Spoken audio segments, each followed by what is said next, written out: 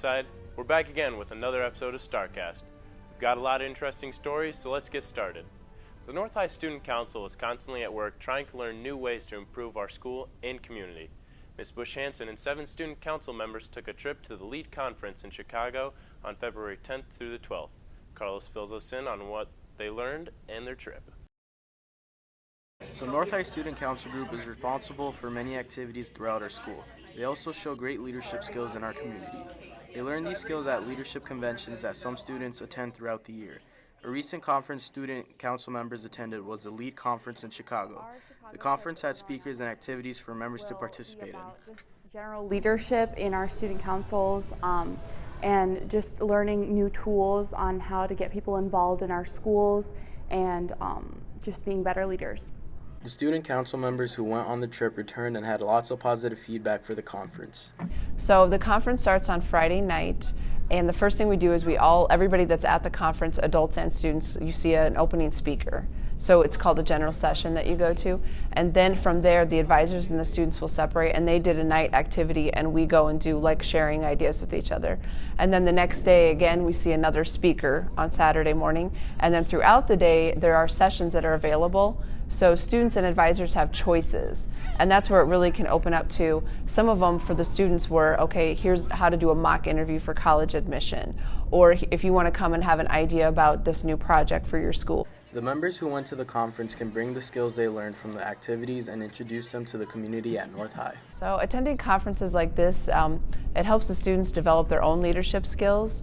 So part of it might be just learning what kind of leader are they, and then the other thing that they can come away with is getting new activities and ideas to bring back to improve our own council or to improve the school. Mrs. Bush Hanson and the student council will continue to go to conferences and watch speakers to improve their leadership skills. This has been Carlos Valenzuela reporting for StarCast. Thanks, Carlos. The students aren't the only shining stars in the schools.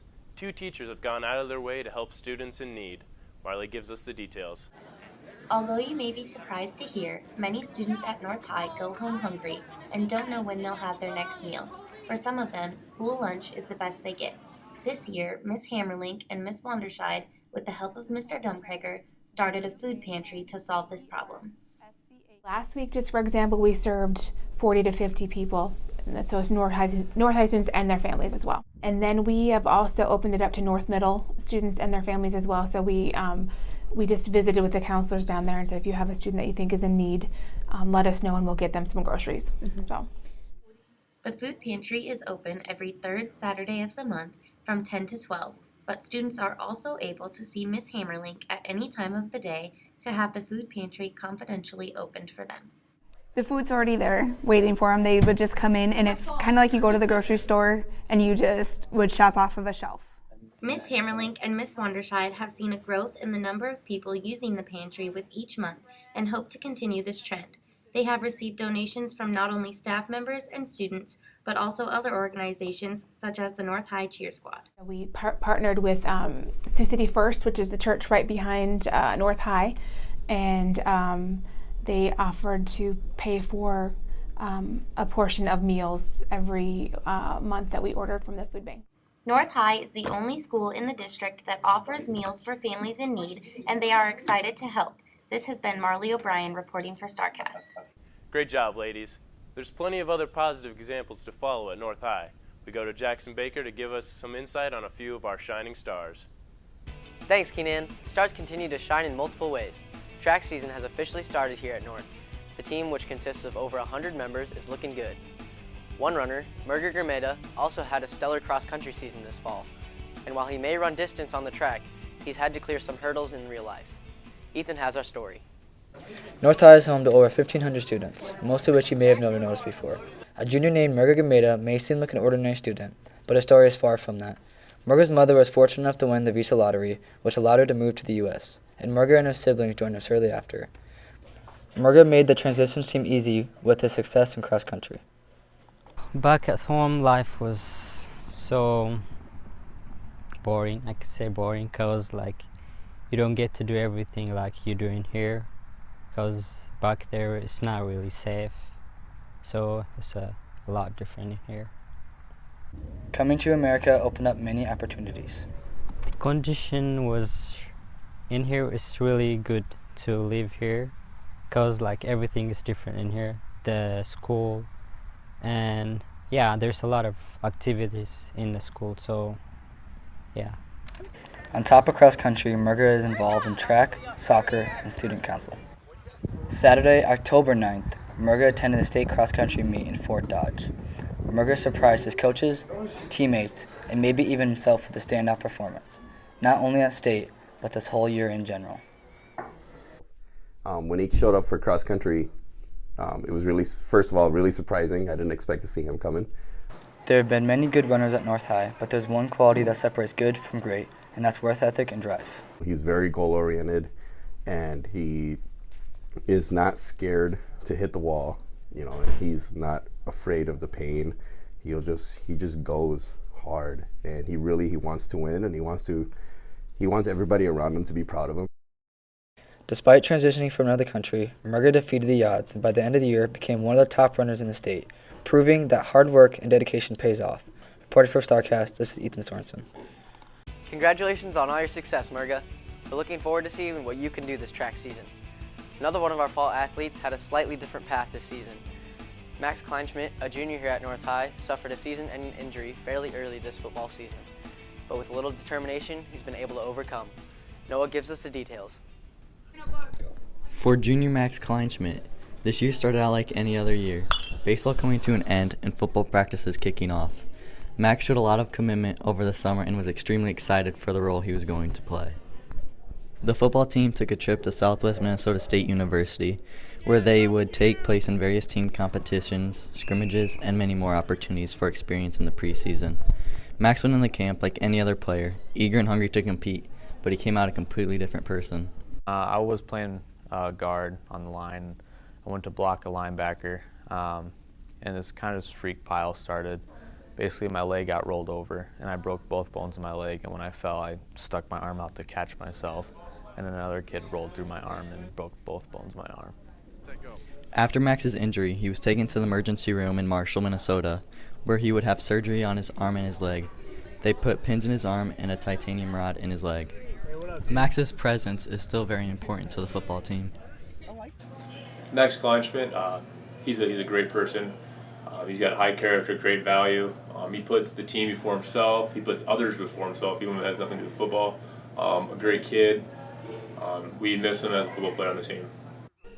Although Max is injured, he still does everything possible to stay involved and be a part of the team. He shows up every day and sets a good example for others. He is still a valuable asset, and he can't wait to be back next season. This has been Hudson Croman-Hawk, reporting for StarCast. We're happy to report that Max has made a full recovery. Our boys basketball team season came to an end earlier this week in district play against West. The Stars ran a hard-fought battle but came up short 52-46. The boys dance team takes off for Orlando next week to compete at the Contest of Champions in Orlando, Florida. The team has been preparing for several months for the competition. Marley fills us in. We all know them, we all love them. They're North High's all-male dance team. They definitely bring out a silly persona, but they're no joke. They get up bright and early every morning at 6:30 to practice their various routines. It's no easy task, but they tackle the challenge with a good attitude. Dance is a good time.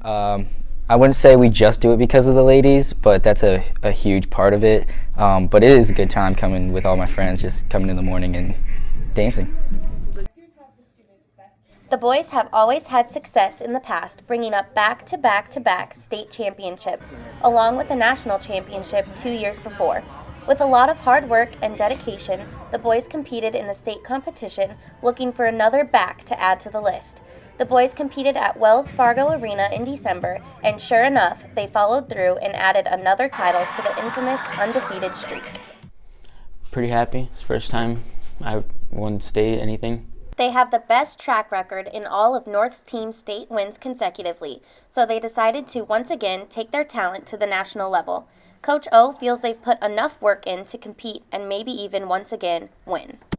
I think the guys are going to do well. We've been working really hard.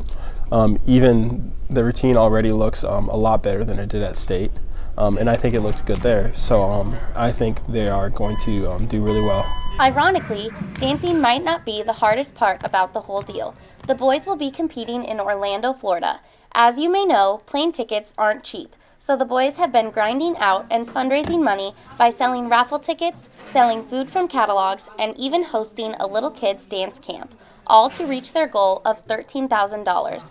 On the bright side, there are several prizes for winning different categories, one of which is a sweet $1,000 prize. Best of luck to you boys, and way to represent North. This is Marley O'Brien reporting for StarCast. Wrestlers Clement Oyederi and Anthony Gerardo concluded their wrestling season with a trip to the state tournament last week. The wrestling meet, which is one of the largest and most competitive state competitions in the nation, featured the best wrestlers from around the state. Congratulations on all the success, guys. Well, that's all we've got for activities updates for this week. We'll see you back here next week with more. Back to you, Keenan. Thanks, Jackson. Good work, Max and Murga, and good luck to the boys' dance team at Nationals. Black History is dedicated to the month of February. One of the most historic moments in African American history is the I Have a Dream speech given by Martin Luther King Jr. Noah gives us a story on this year's MLK video and how that message is still relevant today. Since 2005, the Sioux City International Film Festival showcases a variety of independent short films from around the world.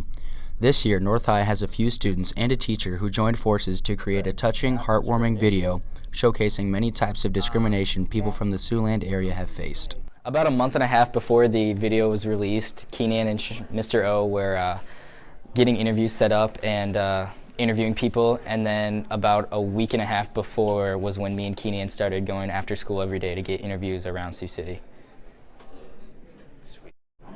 I thought it was cool to go around and listen to people's stories and hear their firsthand experiences of how they've been discriminated against and see that yeah, we've made progress towards some groups, but when other groups come out, it's they still get discriminated against.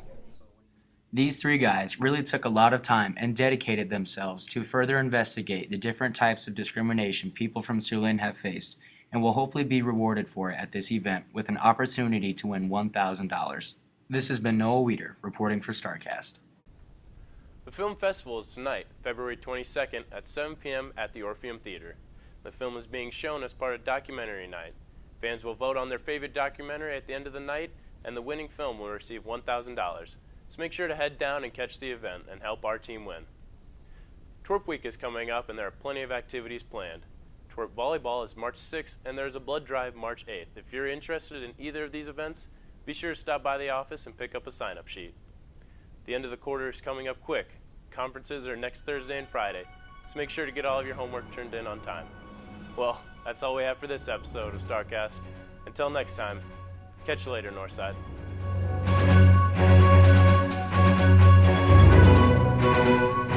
Thank you.